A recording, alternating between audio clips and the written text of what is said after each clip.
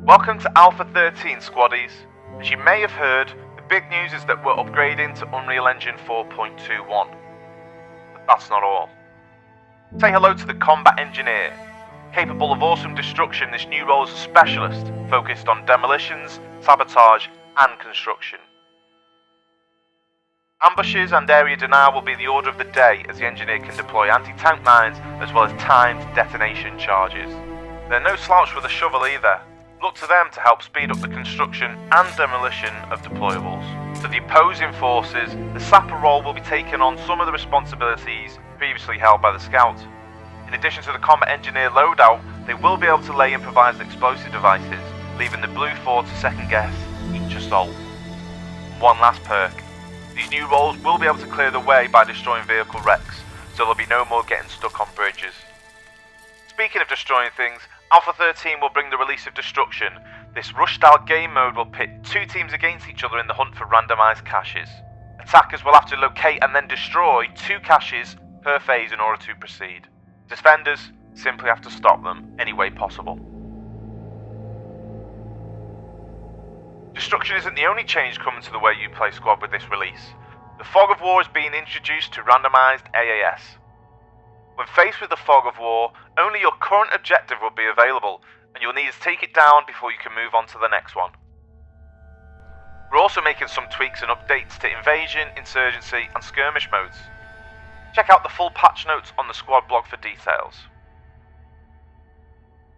These new objectives and game modes are going to require some new tactics, and the first of these options is available to squad leaders only.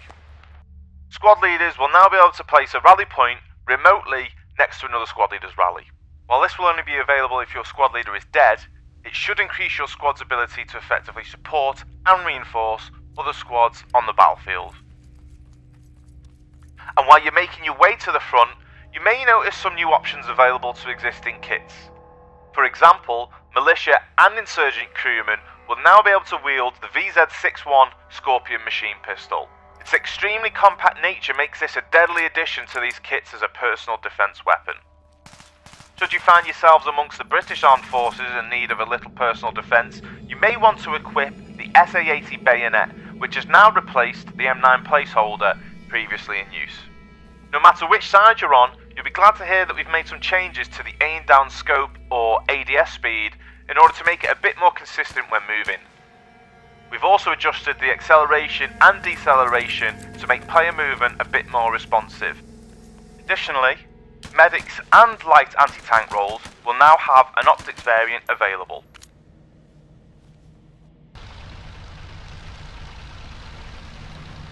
The 3-man crew and a carrying capacity for 4, T-62 main battle tank will enter the fray for insurgent and militia forces, offering high explosive anti-tank, fragmentation and armour penetration sabo rounds, as well as a coaxial PKT machine gun. Its capabilities should not be underestimated despite the age of the platform. The addition of the new tank also brings an update to our component system, which now allows players to be able to cause track and wheel damage to vehicles. Generally speaking, most wheels can be taken down by small arms fire, while tracks and APC wheels will require something 50 caliber or larger. Tracks and wheels can be repaired, but until they are, they will cause the vehicle to lean towards that damaged component, as well as slow down or even become immobilized entirely. If you're more of the anti-vehicle type, you've got some explosive new options at your disposal as well. Russian, insurgent and militia forces will also be receiving the BRDM2 Spandrel in the Alpha 13 update. The Spandrel comes equipped with a wire-guided anti-tank system capable of delivering 5 missiles in rapid succession. And while certain to be a threat to enemy armour, drivers will need to remain agile in order to compensate for the vehicle's light armour.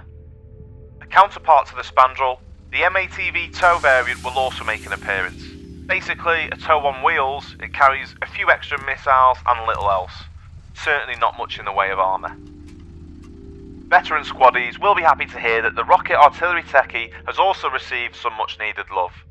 Changes include moving the gunner camera to the rocket pod, adjusting the angle indicator and significantly reducing the minimum arming range of the rockets. Another upgrade coming to vehicles across squad includes the ability to request a kit.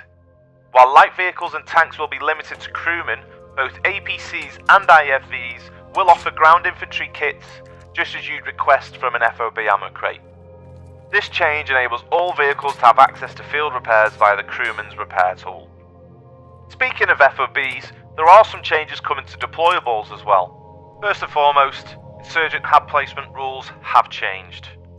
Insurgents will now be able to place 2 habs at each FOB radio, giving them more variety and mobility to get around the battlefield.